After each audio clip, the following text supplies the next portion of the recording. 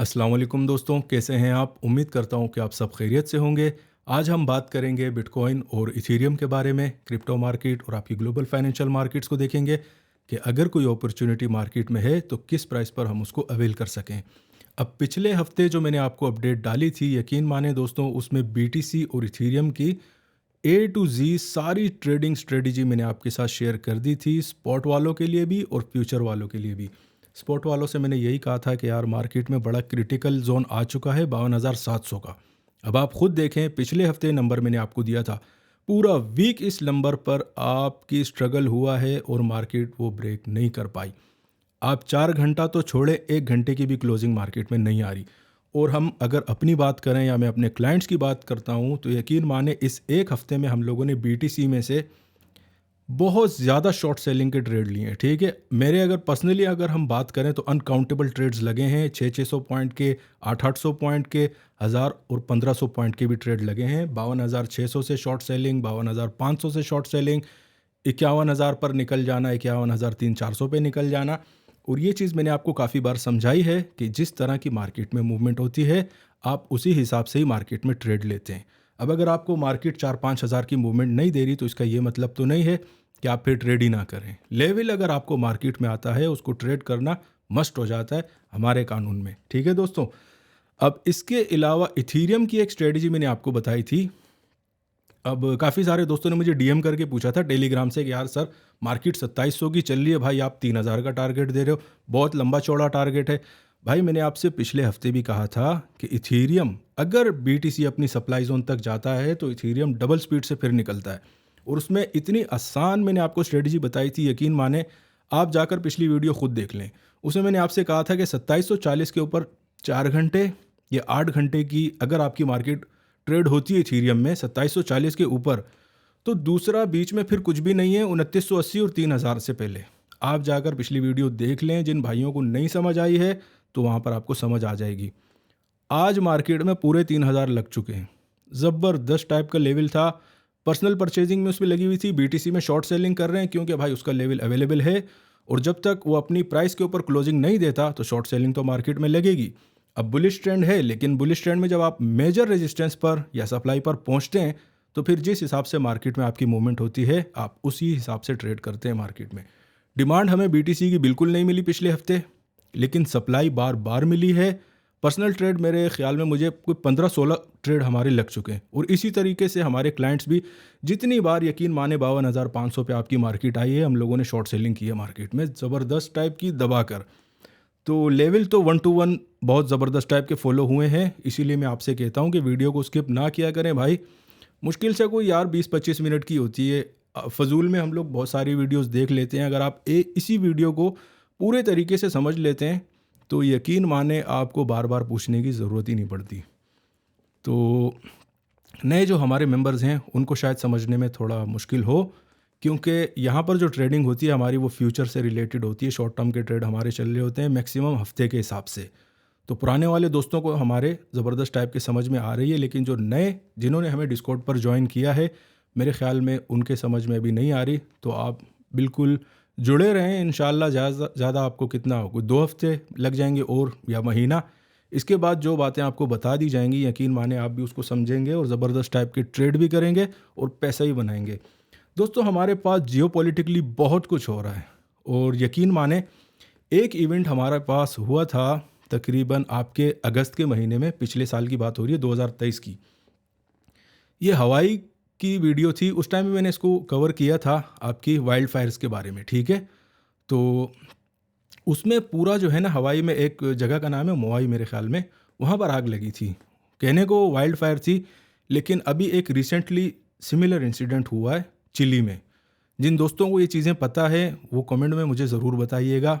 अगर आपने इन चीज़ों का नाम सुना है, लेट सपोज जो जगह मैंने आपको बताई कि हवाई में वाइल्ड फायर वाला इंसिडेंट हुआ था अगस्त में 2023 में, और अभी चिली में रिसेंटली तकरीबन 5 तारीख को फरवरी की ये इवेंट फिर से हुआ है। अब इसमें यकीन माने जो इन चीज़ों को क्लोजली वॉच करते हैं, मैं आगे जाकर हम लोग जियोपॉलिटिक्स कवर करेंगे, और यकीन माने बड़ा मज़ा आने वाला है, बहुत सारी चीज़ें आपको नई सीखने को मिलेंगी। ठीक है, सीखने का मतलब ये है कि यार कोई मालूमात अगर अच्छी सी मिल जाए तो आपको पहले से पता होता है कि यार मार्केट में हो क्या रहा है, ग्लोबली क्या हो रहा है, जियोपॉलिटिकली पूरी दुनिया में क्या हो रहा है और हम लोग कहाँ बैठे हुए हैं, ठीक है। तो ये सारी चीज़ों को समझना, इनको सुनने में बड़ा मज़ा भी आता है। और अगर आप समझें इस चीज़ को और फिर अपनी तरीके से आप अगर मार्केटों को एनालाइज करते हैं, उसके साथ साथ अगर आप जियोपॉलिटिक्स भी अगर आप इसको एनालाइज करते हैं, तो फिर ज़बरदस्त टाइप का डबल मज़ा आता है आपको पूरी आपकी एनालिसिस में। तो बढ़ते हैं दोस्तों, अभी हम लोग सबसे पहले जियोपॉलिटिक्स को कवर करेंगे, उसके बाद मैं आपको इकोनॉमिक कैलेंडर पर ले चलूँगा, उसके बाद हम लोग जाएंगे चार्टिंग सेक्शन पर, जो भी हमारे पास सॉलिड लेवल होंगे उनको भी देखेंगे। जैसा कि आप सब दोस्त जानते हैं कि इस चैनल पर हम लोग क्रिप्टो मार्केट या आपकी फाइनेंशियल मार्केट्स के अलावा जियोपॉलिटिक्स को भी कवर करते हैं। उसके पीछे जो रीज़न है दोस्तों वो ये है कि आपकी जियोपॉलिटिक्स जितनी भी हैं उनका फाइनेंशियल मार्केट्स के साथ जो ताल्लुक़ होता है वो बिल्कुल आपकी 1 to 1 ही रहता है। तो इसीलिए हम लोग आज ये टॉपिक डिस्कस कर रहे हैं। हम लोग तो जो पूरी ओवरऑल ग्लोबली जितने भी लोग हैं दुनिया में, वो तो ये समझते थे कि यार आपके एटमी क़ुव्वत जो होती है वो कोई बहुत बड़ी चीज़ होती है, या न्यूक्लियर या आपके हाइड्रोजन, आगे पीछे बहुत सारी चीज़ें बनी हुई हैं इंसानियत की तबाही के लिए। लेकिन ये यकीन माने आप, इन चीज़ों से हम लोग बहुत ज़्यादा आगे निकल चुके हैं। अभी देखें इस टॉपिक को दरअसल में तकरीबन कोई, हम लोग देखें ये चीज़ें क्यों फॉलो करते हैं। हमारे पास जो है ना रॉयटर्स के टर्मिनल लगे होते हैं, ब्लूमबर्ग के टर्मिनल लगे होते हैं। अब उनमें मार्केटों की तो न्यूज़ आ रही होती है हमें, लेकिन कभी कभार इस टाइप की चीज़ें भी चल रही होती हैं, स्ट्राइप्स चल रही होती हैं आपकी। बिल्कुल आप ऐसा समझें कि 2-2 3-3 मिनट बाद जो है हमारे पास जो उनकी आरएसएस फीड होती है आपकी रॉयटर्स की, वो हमारे पास टर्मिनल पर अपडेट होती रहती है। तो जब इस टाइप की न्यूज़ हम देखते हैं तो आप ऐसा समझें कि एक इन्वॉल्व कर दिया जाता है बंदा। तो जब आप मार्केट्स की न्यूज़ चेक करते हैं तो फिर आपको ये भी देखनी पड़ती है कि यार ये क्या हो रहा है मार्केट में। तो ये चीज़ें तकरीबन मैं इनकी फॉलोअप जो कर रहा हूँ, स्पेशली इस न्यूज़ की, ये लेज़र की कोई टेक्नोलॉजी है स्पेस से।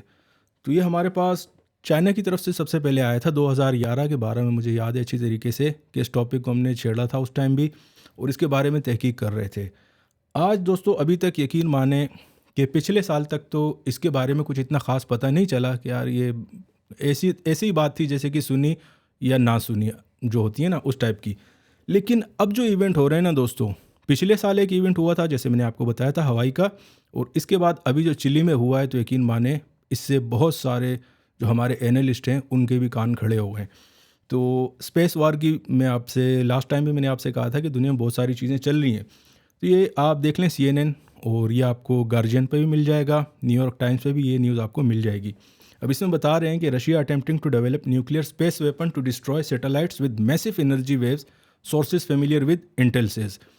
अब ये हरकत दोस्तों क्यों हुई थी, इसके बारे में काफ़ी तफसील से मैं ऑलरेडी पढ़ चुका हूँ, मैं आपको उसका हवाला दे देता हूँ। 4 दिन पहले रशिया ने एक अनक्लासिफाइड जो है वो आपका रॉकेट भेजा था स्पेस में। उसमें पेलोड क्या था उसके बारे में उसने बिल्कुल नहीं बताया। तो जब आपके वाशिंगटन ने, उनका जो पेंटागन है, उन्होंने जब, इट मीन्स के मालूमात तो ये लोग आपस में एक दूसरे की रखते हैं, तो जब अनक्लासिफाइड चीज़ें आपकी स्पेस में जा रही होती हैं तो उसके बारे में फिर पूछगछ शुरू हो जाती है। तो फाइनली उसमें पता चला है कि यार ऊपर की तरफ आपके हो सकता है कि न्यूक्लियर की डिप्लॉयमेंट जो है वो की जा रही है स्पेस में। तो इस टाइप की चीज़ें होती है मार्केट में। EMP अटैक टाइप के होते हैं कि किसी भी आप इंटरनेट की बंदिश आपकी मार्केट में डाल दी जाए, इस टाइप की बहुत सारी चीज़ें होती हैं। लेकिन इन चीज़ों को हम लोग साइड पे रखते हैं। अब देखें, मैंने आपको एक लेज़र का जो है उसके हवाला दिया था मैंने आपको, उसके बारे में पहले देख लेते हैं।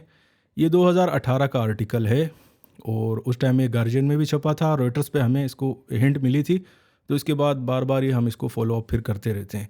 चाइनीज़ वेपन, लेज़र वेपन के बाद इट मीन्स कि उसके बारे में यहाँ पर भी काफ़ी ज़्यादा तफसील से पूरा आर्टिकल लिखा हुआ है। इन सारी वेबसाइटों के लिंक्स जो हैं मैं डिस्क्रिप्शन में डाल दूँगा। और यकीन माने इन टॉपिक्स को जब आप कवर करते हैं तो शुरू में तो आपको बड़ा अजीब सा लगता है कि यार ये कोई कंस्पिरेसी थ्योरी चल रही है, लेकिन दोस्तों यकीन माने ऐसा कुछ भी नहीं है। अभी जो चीज़ें मैं आपको बता रहा हूँ इसमें कंस्पिरेसी थ्योरी की कोई गुंजाइश ही नहीं है। कंस्पिरेसी थ्योरी जो होती है वो आपकी इस टाइप की होती है कि बहुत सारे लोग उसको डिस्कस कर रहे होते हैं, लेकिन मेन स्ट्रीम मीडिया पर वो आपकी बिल्कुल कवर नहीं होती। जो चीज़ें मैं आपको बता रहा हूँ ये आपकी मेन जो स्ट्रीम मीडिया है उस पर कवरेज इसको मिल रही है। और अगर आपने 2-4 दिन पहले देखा हो तो बड़ी सॉलिड कवरेज मिली थी जब रशिया ने अपना अनक्लासिफाइड रॉकेट स्पेस पर भेजा था। तो कंस्पिरेसी थ्योरी वाली भाई कोई भी ऐसी बात नहीं है। इसके बाद चाइनीज़ का भी आपने देख लिया कि हाँ यार 2018 से, या आप खुद भी देख लें, ये बातें चल रही थी कि चाइनीज़ जो है अपना पेलोड आपकी लेज़र टेक्नोलॉजी का, इसमें अब 2 टेक्नोलॉजीज़ आ जाती हैं, ब्लू बीम प्रोजेक्ट और एक प्रोजेक्ट हार्प होता है। इसके बारे में भी आप इट मीन्स के थोड़ा बहुत सर्च करें, यकीन माने बड़ा मज़ा आने वाला है। और चीज़ें जब आपके सामने रोल आउट हो रही होती हैं और अगर आपकी रिसर्च सॉलिड होती है तो फिर आप इन चीज़ों को बड़ी तेज़ी से समझ जाते हैं। अब यहाँ पर देखें एक दूसरा आर्टिकल है, with a dire warning concerns rise about conflict in space with Russia. अब ये भी एक आर्टिकल छपा है तकरीबन 15 फरवरी का। ये उसके बाद इसलिए छपा है कि वही पेलोड जो अनक्लासिफाइड गया था, पेंटागन ने जब उसकी रिसर्च की है तो भाई उसमें आपकी कोई अच्छी चीज़ें ऊपर की तरफ नहीं गई हैं। इस पूरे आर्टिकल में यही लिखा हुआ है। और अगर आप वाशिंगटन पोस्ट, इससे ज़्यादा मेन स्ट्रीम मीडिया में आपको कुछ दिखा नहीं सकता भाई, ठीक है। तो कोई कंस्पिरेसी थ्योरी की टाइप की चीज़ बिल्कुल नहीं चल रही। अब जो हम चीज़ें खुद क्रैक करते हैं फिर वहाँ पर मैं आपको लेके चलता हूँ। अब उसके बाद देखें, एक तो चाइना चला गया आपके स्पेस वॉर की तरफ।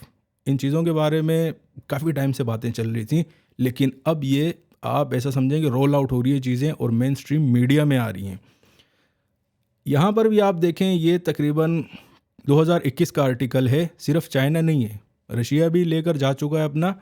चाइनीज़ जो हैं वो इस पर काम कर चुके हैं अपना। और अगर बात आती है अमेरिकन्स की तो ये 2021 का एक आर्टिकल है और बड़ी लिजिट वेबसाइट्स पर ये छप चुका है। Exclusive Pentagon poised to unveil demonstrate classified space weapon.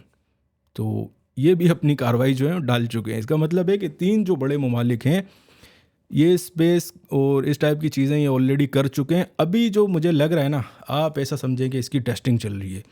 हवाई का मैंने आपको बताया था और मैंने आपसे कहा था कि जो दोस्त इस चीज़ के बारे में जानते हैं तो कमेंट्स में मुझे ज़रूर बताइएगा।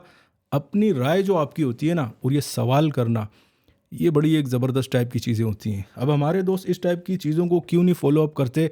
क्योंकि भाई जो हमारे जो अपने पाकिस्तानी भाई हैं हमारे, या इंडियन जो हैं, वो अपने पर्सनल पॉलिटिक्स से ही नहीं निकल पाते। इसीलिए मैंने आपसे कहा था कि जब आपको इन चीज़ों में फंसा दिया जाता है तो फिर बड़ी पिक्चर में क्या हो रहा है क्या नहीं हो रहा, आपकी नज़र वहाँ तक नहीं जाती। इसीलिए मैं आपसे कहता हूँ कि भाई लोकल पॉलिटिक्स से आप निकलें, दुनिया में क्या हो रहा है आप वो देखें, मार्केटों को देखें, तो फिर काफ़ी सारी चीज़ें आपको समझ में आ जाती हैं। हवाई का जो इंसिडेंट हुआ था ना दोस्तों, वाइल्ड फायर हुई थी, उस टाइम भी जो हम एनालिस्ट थे उस टाइम भी हम सोच रहे थे कि यार ये किस टाइप की वाइल्ड फायर होगी, जो पूरी एक, आप ऐसा समझे कि बहुत बड़ी कॉलोनी थी। इसका नाम है मोआई, ये हवाई के अंदर है और यकीन माने हज़ारों घर इसमें जल चुके थे और इस तरीके से जले थे कि आपके सामने तस्वीरें मैं आपको दिखा देता हूँ। अब इसका पैटर्न देखें, जब हम लोग मार्केट एनालाइज करते हैं हमारे पास फिबोनाची होते हैं, फिबोनाची लेवल्स होते हैं, फिर स्पाइरल्स होते हैं फिबोनाची के। तो ये जियोग्राफी जो होती है ना, आपके जो दोस्त होंगे बहुत सारे जो आपकी लैंड में काम करते होंगे, ज़मीनों पर, वो जियोग्राफी और उनके पास भी मैपिंग की कुछ डिवाइसेस होती हैं। उसमें भी अगर आप देखें तो आपको ये फिबोनाची सारी चीज़ें जो है, नंबर्स, डिजिट्स, ये आपके हर जगह होते हैं, ठीक है। हमारी मार्केटों में इनका बड़ा ज़बरदस्त इस्तेमाल होता है और one of the best indicator अगर मैं कहूँ तो वो बाकी आपकी फिबोनाची लेवल्स ही निकलते हैं मार्केट में। इनका ताल्लुक जो होता है नंबर्स का, अगर आप कंप्यूटर के कर्नल को देख लें, 0110 पर ही डिस्ट्रीब्यूटेड है वो भी। और कोई भी कर्नल आप उठा लें, आप डोस का उठा लें, आप लिनक्स का उठा लें, आप अगर देखते हैं मैकिनतोश का जो एप्पल वाले यूज़ कर रहे हैं, कर्नल जो है उनका वो 10 और 01, ये 2 नंबर पर ही उसमें काम चल रहा होता है, ठीक है। मैट्रिक्स की बात हो रही है। तो यहाँ पर जब हम लोग इसकी ज़मीनी हकाइक देखते हैं तो भाई फिर बहुत सारे सवाल आपके जन्म लेते हैं मार्केट में, ठीक है, कि हो क्या रहा है, मार्केट इस टाइप की क्या चीज़ें हो रही हैं कि इस हद तक आपके जो है तबाही आ गई है। अब इन फ़ोटोज़ को अगर आप ये वेबसाइट में लगा दूंगा, आप जाकर इस फ़ोटो को थोड़ा सा एनालाइज करें। उस टाइम हमें लगा था कि यार ये कुछ सही सा मामला नहीं है, अगर कहीं से वाइल्ड फायर आ भी रही है तो इतनी तेज़ कैसे हो जाती है कि पूरे घर को छोड़ें, बेसमेंट तक कोई भी अगर चीज़ आपकी पड़ी हो, लोहे वाली हो, बहरहाल वो कोई भी चीज़ हो, गाड़ियों समेत सब कुछ जल जाए। वाइल्ड फायर इस टाइप की तो हमने कभी भी नहीं देखी थी, तकरीबन पिछले साल से पहले। तो यहाँ पर आप जाके इसको एनालाइज करें, जिन दोस्तों को शौक़ है, यकीन माने अगर इस पर आप काम करते हैं तो बड़ा ज़्यादा मज़ा आता है और आपको फिर पहले से ही पता चल जाता है कि यार एग्जैक्टली हो क्या रहा है। अब एक और चीज़, बड़ा सवाल जो है वो एनालिस्ट बरादरी में एक जन्म लिया है कि यार ये आपकी जो स्टील होती है ना, इसको गलाने का जो टेम्परेचर होता है वो होता है तकरीबन 2500 से लेकर 2800 तक। लेकिन वाइल्ड फायर जो सबसे ज़्यादा रिकॉर्ड हुई है वो 1400 के ऊपर नहीं है उसकी जो टेम्परेचर होती है। तो फिर गाड़ियों में स्टील के चेसिस कैसे गल गए या जल गए आपके? यहाँ पर आप हालत देख लें, गाड़ियाँ तो छोड़ें भाई, जो घरों के गार्डर तक होते हैं लोहे के, लोहा स्टील से ज़्यादा इट मीन्स के टाइम लेता है। लोहे का जो टेम्परेचर है पिघलाने का वो 2800 है, फ़ारेनहाइट की बात कर रहा हूँ। और अगर हम स्टील को देखते हैं तो 2500 है उसका। आगे जाकर मैं आपको गूगल पे भी दिखा दूंगा ताकि चीज़ें क्लियर रहें। अब यहाँ पर देखें, ज़मीन तो ज़मीन भाई, एक पैटर्न भी आप इसमें देखेंगे जब इन तस्वीरों को आप देखेंगे कि एक स्ट्राइप गई हुई है पूरी। अगर एक कॉलोनी है तो उस डायमीटर से बड़ा लीनियर सी लाइन गई है, उसके दूसरे तरफ जो रोड है वो भी डिस्टर्ब नहीं हुआ। पानी के जहाज़ तक जला दिए थे, ठीक है। तो टेक्नोलॉजी तो फिर पता चलता है ना कि यार इस टाइम तक हम लोगों को इतना ज़्यादा वो नहीं हो रहा था कि यार पता नहीं हो सकता है, सवाल जन्म ज़्यादा नहीं ले रहे थे। लेकिन अब जब चिली में हुआ है ना, या आप यकीन माने फरवरी के महीने में, तो तब फिर सबके ही कान खड़े हो जाते हैं कि भाई ये कुछ अजीब ही हो रहा है, ये वाइल्ड फायर इस टाइप की कोई चीज़ नहीं है, इतनी हीट या इतना टेम्परेचर नहीं निकल पाता। आप खुद ही देख लें, मैं आपके साथ तस्वीरें शेयर कर रहा हूँ। इसके बाद CNN पर आते हैं। ये हमारे पास चिली की न्यूज़ है, तकरीबन wildfires that turning neighbourhood to ash are like Chile's deadliest on record, UN agency says. अब इसमें भी जब आप तस्वीरें देखेंगे और एक पैटर्न देखेंगे तो आपको वो जो मोवाई की कॉलोनी थी वो और इसमें कोई फ़र्क नहीं नज़र आएगा। फ्यूचर वेपन्स, मैंने आपसे कहा ना कि बड़े अजीब टाइप के हैं, सिर्फ न्यूक्लियर का थ्रेट नहीं है भाई। आसमानों में भी आपके स्पेस तक कोई ऐसी टेक्नोलॉजी पहुंच चुकी है जिसको, या तो देखें, मैंने आपसे कहा था ना कि लैंडस्केप पर जब आप एक पैटर्न देखते हैं, ज्योमेट्री ये बड़ी ज़रूरी होती है। तो यहाँ पर भी आप देखें, ये एक स्ट्राइप जा रही है जहाँ से मैं अपना माउस स्क्रॉल कर रहा हूँ। ये स्ट्राइप यहाँ से लेकर आपकी यहाँ तक जाती है। अगर इसको आप गौर से देखेंगे और इस वाली को आप यहाँ से देखें तो आपके कोई 2 मीटर का भी फ़र्क नहीं आ रहा। इस टाइप के घर इधर वाले बिल्कुल ठीक हैं। और अगर कोई भी कॉलोनी होती है, कोई भी घर होता है, उसके साथ में 1-2 दरख्त होते हैं या 4 दरख्त होंगे, वही 10 होंगे, ठीक है। उनमें इतनी ताकत नहीं होती कि वो आपके पूरे घर को भी जला दें, रोड तक जला दें, गाड़ियाँ बिल्कुल ऐशेज़ मतलब वो होता है भाई कि आपके सिगरेट में जो निकलता है ना ऐश, बिल्कुल राख कर देना। इस टाइप की तबाही हुई है। और ये दूसरी बार हुआ है ये चिली में। तो इस पे कंसर्न बहुत ज़्यादा ऑलरेडी आ चुके हैं। बड़े बड़े जो आपके एनालिस्ट बैठे हुए हैं मार्केट में, वो भी परेशान हो गए हैं कि यार ये क्या सीन हो रहा है। और वेदर उस टाइम में बिल्कुल अजीब सा हो जाता है। और यकीन माने कुछ मिनटों में भी आप समझें कि आधे घंटे से भी वक्त नहीं मिलता जब इस टाइप की वाइल्ड फायर का अटैक जब होता है। कहने को वाइल्ड फायर है, अब हमें तो नहीं पता ना क्या हो रहा है, तो उसमें आपको निकलने का चांस नहीं मिलता। और उसकी डायमीटर में जितनी भी चीज़ें आती हैं वो आप ऐसा समझेंगे 10 से 15 मिनट में सब कुछ फारिग हो जाता है। अब आप यहाँ पर इसकी बहुत सारे इसके ऊपर आर्टिकल बने हुए हैं, वो आप जाकर ख़ुद भी देख सकते हैं। अब स्टील का मैंने कहा था ना कि यहाँ पर फिर सवाल जन्म लेते हैं बहुत सारे, वाइल्ड फायर का मैक्सिमम टेम्परेचर क्या होता है। यहाँ आप गूगल करें, लिख लें इसमें वाइल्ड फायर मैक्स टेम्परेचर, आपको नज़र आ जाएगा कि 1500 फ़ारेनहाइट के ऊपर नहीं है।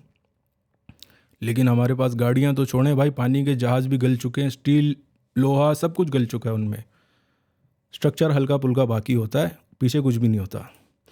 यहाँ पर अगर आप आते हैं स्टील का देखते हैं, स्टील मेल्टिंग पॉइंट 2500 है।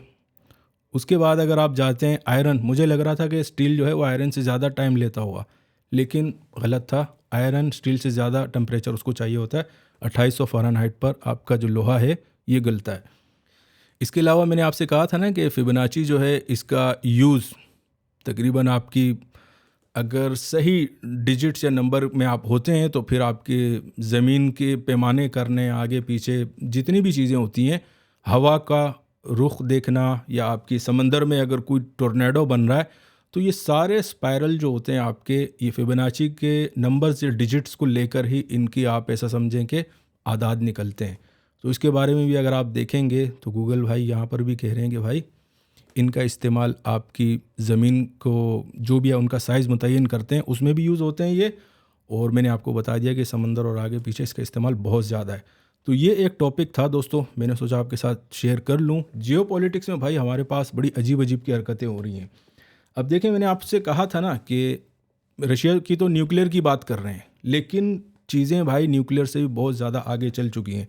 जब दो इंसिडेंट होते हैं और वो किसी को समझ नहीं आ रहे होते, तो फिर बहुत सारे सवाल जन्म लेते हैं। तो ये तो था दोस्तों तकरीबन आज की जियो पॉलिटिक्स। बड़ी मेजर इवेंट्स जो हैं हमारे पास उनकी फॉल हो रही है, तो मैंने सोचा ये भी आप लोगों के साथ शेयर कर लूँ ताकि आप भी इसको मॉनिटर करें, और फ्यूचर में अगर इस टाइप की कोई भी चीज़ होती है तो फिर हम लोग इसको मज़ीद भी देखेंगे कि भाई हम तो ये समझ रहे थे कि न्यूक्लियर बहुत ज़्यादा बड़ी टेक्नोलॉजी है, लेकिन चीज़ें उससे भी काफ़ी ज़्यादा आगे जा रही हैं। इसके अलावा दोस्तों अगर मार्केट कवरेज की तरफ आते हैं तो इकोनॉमिक कैलेंडर पर हमारे पास कल के दिन तो यूएस बैंक हॉलीडे था, तो कुछ भी नहीं था मार्केट में। यही वो रीज़न थी कि हमारे पास मूवमेंट भी बिल्कुल नहीं थी आपकी मार्केट में। आज भी सिमिलर माहौल है, कोई इतनी ख़ास न्यूज़ आज भी नहीं थी। कल वेडनेसडे का दिन है, एफओएमसी मेंबर मिनट्स हैं, और थर्सडे के दिन फिर हमारे पास अनएम्प्लॉयमेंट क्लेम्स हैं, जॉबलेस क्लेम आप इसे कह दें, फ्लैश मैन्युफैक्चरिंग पीएमआई का डेटा है, और सर्विसेज पीएमआई का डेटा है। फ्राइडे के दिन फिर हमारे पास आप ऐसा समझेंगे एफओएमसी चंद मेंबर्स की स्पीच है, इसके अलावा कुछ भी नहीं है। तो इकोनॉमिक कैलेंडर हमारा कवर हुआ। अभी हम लोग मार्केट में शीट मैंने अपडेट की है, तो मैंने सोचा ये भी आपके साथ शेयर कर दूं। सबसे पहले हम लोग देखेंगे कॉन्ट्रैक्ट साइजेस के फ्यूचर में हमारे पास आपके इंस्टीट्यूशंस के कितने कॉन्ट्रैक्ट पड़े हुए हैं और उनकी डायरेक्शन मार्केट में क्या है। दोस्तों सबसे पहले हम लोग स्टार्ट करेंगे इक्विटी मार्केट के बारे में। इक्विटी मार्केट आजकल, जैसा कि मैं हमेशा ही आपको अपनी वीडियो में बताता हूँ कि 1 to 1 इनकी फॉलोइंग हो रही है आपकी क्रिप्टो मार्केट की आपके इक्विटी मार्केट के साथ। तो यहाँ पर जो हमारे पास कॉन्ट्रैक्ट साइजेस रिपोर्ट हो रहे हैं, इंस्टीट्यूशन बेस्ड डेटा है, शॉर्ट फॉर्मेट का 48 या 24 आवर, इसको आप प्लस माइनस कर सकते हैं।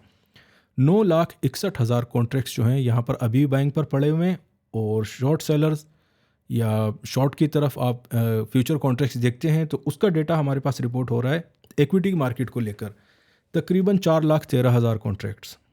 डिफरेंस हमारे पास रिपोर्ट हो रहा है 5,48,000 का। अभी भी बायर जो हैं आपके इंस्टीट्यूशंस, बड़े प्लेयर जो आपके मार्केट के होते हैं, वेल्स की बात हो रही है, वो मार्केट को 5.5 लाख कॉन्ट्रैक्ट से डोमिनेट कर रहे हैं। इक्विटी मार्केट्स की बात हो रही है। अभी हम बढ़ते हैं बीटीसी की तरफ।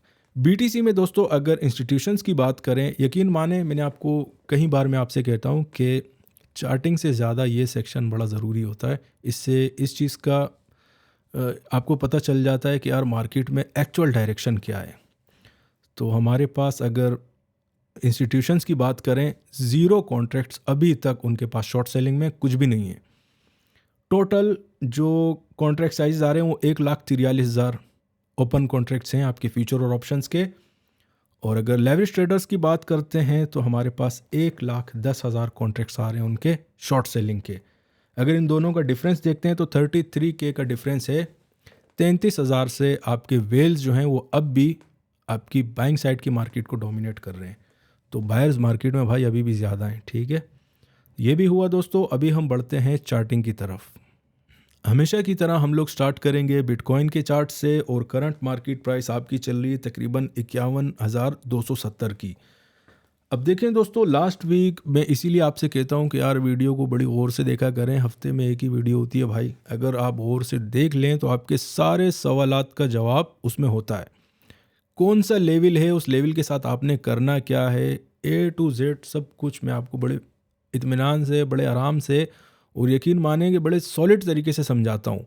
अब देखें, पिछले हफ्ते मैंने आपसे कहा था कि भाई 52,700 के ऊपर जब तक आपकी मार्केट ट्रेड नहीं होती, 8 से 12 घंटे मार्केट आपकी बहुत स्ट्रॉन्ग सप्लाई पर है, और अगर ट्रेड हो जाती है तो फिर हमारे पास जो लेवल आ रहे थे वो मैंने आपको बता दिए। नंबर वेरिएबल होते हैं मेरे पास, ये आपके हर हफ्ते बदलते हैं, तो इस चीज़ का आपने ध्यान रखना है। पिछले हफ्ते के जो लेवल थे भाई वो अब ख़त्म हो चुके हैं। 52,000 पूरा वीक आपकी मार्केट ने ट्राई किया, ब्रेक नहीं हुआ, और उस पर इतने मल्टीपल ट्रेड्स लगे हैं कि बहुत सारे, और बड़ा आप ऐसा समझें कि ये हफ़्ता बड़ा ज़बरदस्त टाइप का गुजरा है। तो दोस्तों इस वीक में हमारे पास ट्रेंड्स अभी भी बुलिश हैं। प्रॉपर आपकी रिजेक्शन आ चुकी है 52,700 या 53,000 पूरा एरिया, मैंने आपको लास्ट टाइम भी बताया था। इस हफ्ते भी हमारे पास पहली सप्लाई जो है बिटकॉइन की वो 53,000 राउंड टन पे आ रही है। अब 52,700 का एरिया नहीं है। अब अगर आपकी मार्केट 53,000 के ऊपर कम से कम 12 घंटे ट्रेड होती है तो फिर हम लोग टारगेट करेंगे 59 वाला लेवल गया भाई, ठीक है, वेरिएबल नंबर। इसीलिए मैं आपसे कहता हूँ कि पिछले हफ्ते के लेवल आपके सब फारिग हो जाते हैं। इस जो वीक है हमारे पास, उसमें हमारे पास सेकंड सप्लाई आ रही है 56,200 से 300 का एरिया। अगर 53,000 के ऊपर आपकी मार्केट 12 घंटे ट्रेड हुई तो 56,200 300 इतना फिर मार्केट में ड्यू है और यहाँ तक आपकी मार्केट काफ़ी आराम से आ सकती है। तो ये वही सेम स्ट्रेटजी है जैसे मैंने आपको लास्ट वीक कहा था कि भाई अगर इथीरियम में 2740 के ऊपर ट्रेड हो जाता है तो फिर 2980 या 3000 का लेवल है, उससे पहले मार्केट में कुछ भी नहीं है।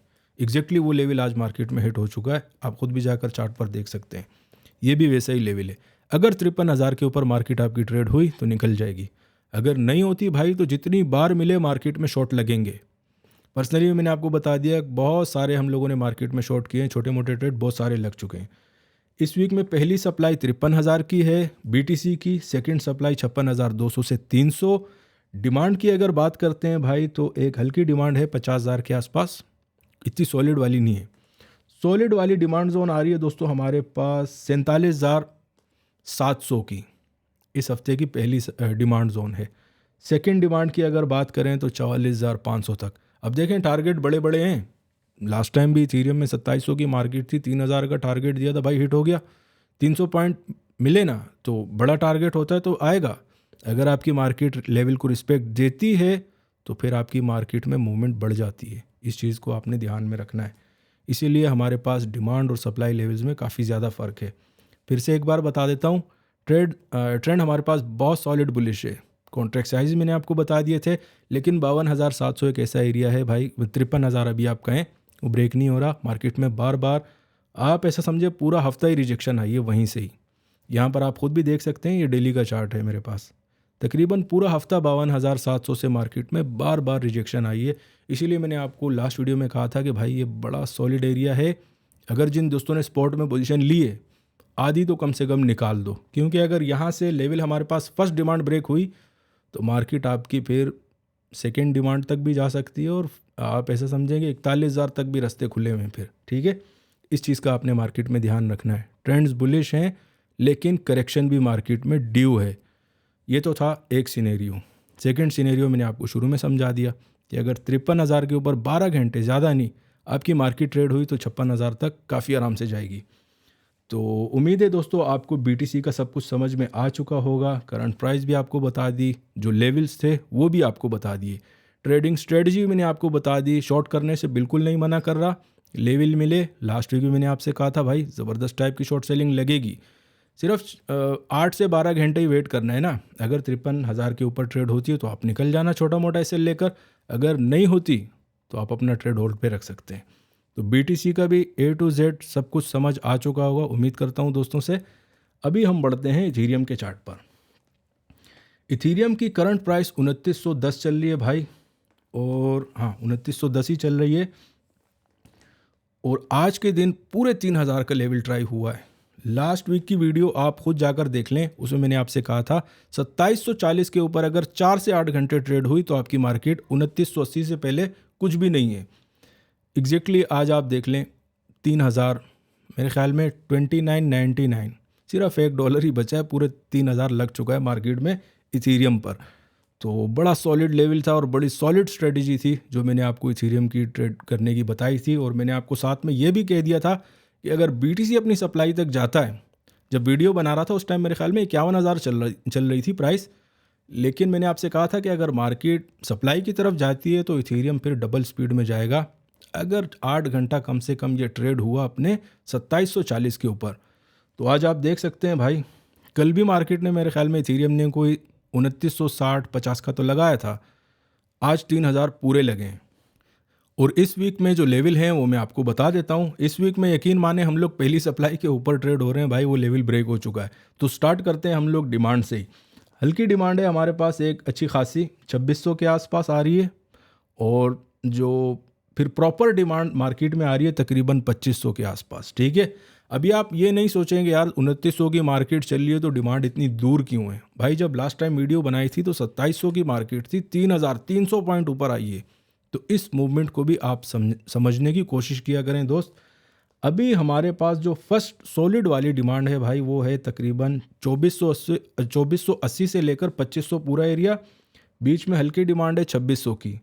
और उसके बाद अगर मार्केट मैक्सिमम आप ऐसा समझेंगे 2480 तक, या आप मार्केट को नीचे की तरफ अगर आपकी मार्केट ब्रेक करती है, ये यहीं से अगर रिजेक्शन आती है। अभी देखें मसला पता है क्या है, पहली सप्लाई जो इथेरियम की आ रही है इस वीक में वो 2860 का एरिया था, प्राइस तो अभी आपकी उसके ऊपर है। और सेकंड सप्लाई जो है वो मेरे पास आ रही है राउंड टर्न में 3100 की। ये नंबर आपने याद रखना है। अब यहाँ पर क्या सिनेरियो बनेगा कि भाई जो इस वीक की पहली सप्लाई थी वो अभी डिमांड बन चुकी है, अगर आज के दिन ये मार्केट आपकी नीचे नहीं आती 2860 के, तो ये एक बड़ी सॉलिड डिमांड जोन में भी कन्वर्जन इसकी हो सकती है। तो हल्की डिमांड फिर आप इसको भी ले सकते हैं। बहरहाल पहली सप्लाई हमारे पास 2860 की थी इस वीक की, वो ब्रेक हो चुकी है। और सेकंड वाली हमारे पास आ रही है 3100 राउंड टर्न में। अगर देखें एक और स्ट्रेटजी मैं आपको बता रहा हूँ कि 3100 के ऊपर 8 घंटा या 12 घंटे आपकी मार्केट ट्रेड हुई तो फिर 3500 से पहले मार्केट में कुछ भी नहीं है, ठीक है। अभी आपको बड़ा अजीब सा लग रहा होगा कि यार ये तो बहुत बड़ा डिफरेंस है, लेकिन ऑफ कोर्स लास्ट वीक भी इतना ही डिफरेंस था, 350 पॉइंट का कवर किया मार्केट ने, एक हफ्ते से पहले कवर हो चुका है।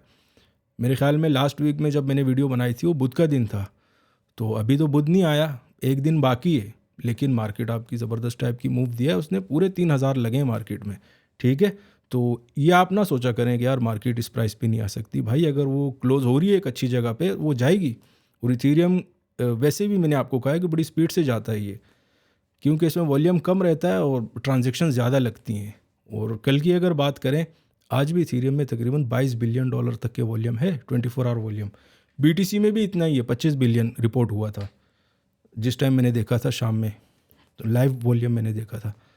तो अभी दोस्तों मैंने आपको डिमांड जोन सारी क्लियर कर दी कि भाई एक हल्की डिमांड हमारे पास 2600 के आसपास आ रही है, और ये सप्लाई जो थी इस वीक की ये भी डिमांड में कन्वर्जन हो सकती है। आज अगर 2860 के नीचे क्लोजिंग आ जाती है तो भाई फिर 2600 तक की मार्केट है आपकी, ठीक है, यहाँ तक आपकी मार्केट आ सकती है। और नीचे मैक्सिमम 2480 या 2500, ये एक बड़ा सॉलिड जोन फिर आ जाएगा मार्केट में डिमांड का या परचेजिंग का। बहरहाल अभी हम लोग सप्लाई के आसपास ही हैं और तकरीबन 3100 की सप्लाई आ रही है मार्केट में, बहुत स्ट्रॉन्ग। अगर 2860 के ऊपर आपकी मार्केट रहती है तो फिर 3100 तक मार्केट काफ़ी आराम से जा सकती है। सेकंड सप्लाई जो थी वो मैंने आपको बता दी कि 3480 या 3500 का एरिया ये मार्केट में एक्सपेक्टेड है, लेकिन उसके लिए ज़रूरी है कि कम से कम 8 से 12 घंटे आपकी मार्केट 3100 के ऊपर ट्रेड हो। तो इथेरियम का भी क्लियर हो गया। अब देखें इसमें एक जो इसको ट्रेड करने का एक और स्ट्रेटजी मैं आपको बता देता हूँ। अगर BTC 53,000 के ऊपर ट्रेड हुआ 12 घंटे 8 घंटे या एक दिन पूरा ही ले लें आप, आजकल स्लो ही मूव हो रहा है, इतना ख़ास मूवमेंट नहीं है आपके BTC में, तो 53,000 के ऊपर अगर वो ट्रेड होता है तो 3500 इथेरियम में बड़ी आसानी से आ जाएगा, कोई इशू ही नहीं है। जब 2200 पे मार्केट चल रही थी 2600 का टारगेट दिया था, हिट हुआ, और 2600 पिछले हफ्ते 2700 की मार्केट थी, मैंने आपसे कह दिया था कि भाई 2980 और 3000 का टारगेट है, टाइम पीरियड मैंने आपको बता दिया था। उसके बाद फिर आप देखें आज 3000 लग चुका है भाई। तो कोशिश किया करें पूरी स्ट्रेटजी को समझने की। तो दोस्तों ये तो थी आज की अपडेट, उम्मीद है आपको पसंद आई होगी। कोई भी सवाल हो आपके पास अपना जियोपॉलिटिक्स से लेकर या मार्केट से रिलेटेड, तो डिस्कॉर्ड पे मैं ज़्यादा एक्टिव नहीं रहता, कमेंट कर दिया करो यार वहाँ पर। आप ऐसा समझेंगे डिस्कॉर्ड मेरे पास दूसरे मोबाइल में है, और जो ये यूट्यूब वाला है ना, इसमें आप ऐसे समझे कि इसमें आपको जल्दी जवाब मिल जाएगा। ये मोबाइल एक्टिव होता है, लाइन वाला मोबाइल है ये, ठीक है। तो यहाँ पर आपको और भी ज़्यादा जल्दी कोई भी आपका सवाल हो यहाँ पूछ लिया करो, फ़ौरन आपको जवाब मिल जाएगा। तो दोस्तों उम्मीद है आपको वीडियो पसंद आई होगी, शुक्रिया।